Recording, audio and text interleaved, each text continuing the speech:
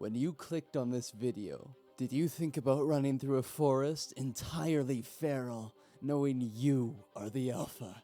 Say it with me. I am the alpha. I am the predator, not the prey. I don't care when you're taking damage in Silksong, because I will just heal it back. If you did, then welcome to being the ravenous beast that is Beast Class. I went into this class with one desire, to have absolute beastima, to forfeit all logical thinking, and to brain dead win the game, and see once and for all if this game is actually hard.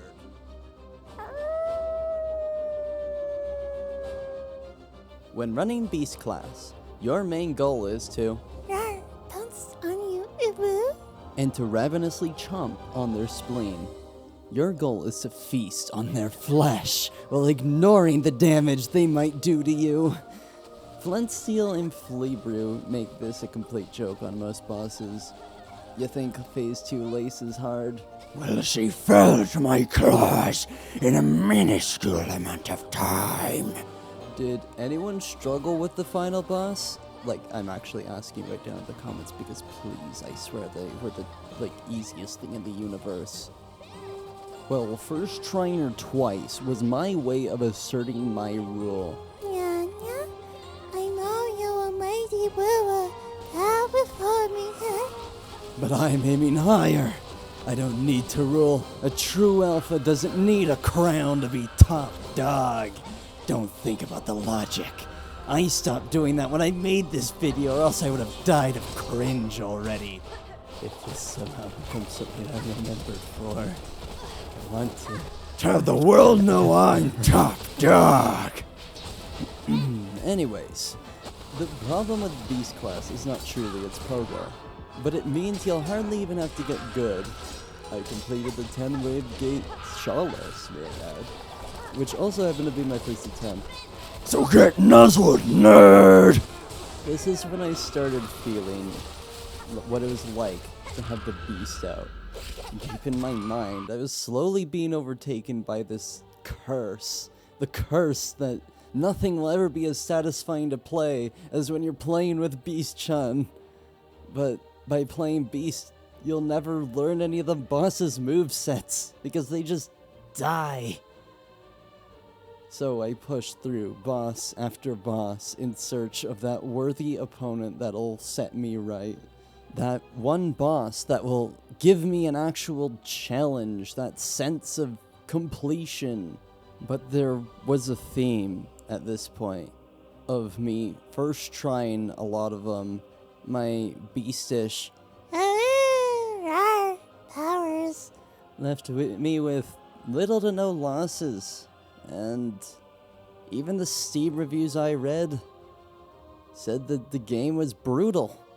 And here I was, breezing through these bosses, boss after boss. Was there anything that could challenge me? Had I ascended to the most feral rabid bug on the block? Pushing through the 3 main bosses of the 3rd act, there is more struggle with Seth than any other boss. He forces you to play slower, something Beast Class is not great at for its heal. Nihilith is a bit of a slog on its own right, because your pogo is so bad. Beast Class is really lacking in downwards factor, and is only good at actually pouncing once and very slowly, not very repeatedly. This makes up for the fact that whoever the tower guy is who died first try after learning his moveset, I don't know his name, because get good, he doesn't deserve it because he died first try. So whoever that tower boss is, hi. I will face upon your flesh! Sorry, my beast went out. Karm took about 4 attempts, but I consider that pretty minuscule numbers. Few things lay before us, and my entire belief that this game can be beaten by a toddler who has the correct build setup is very strong. Let's clean up the remaining bosses that's gone unmentioned. Oh well, what's this? Rampage time? They released the beast inside me. Wait, does that sound weird?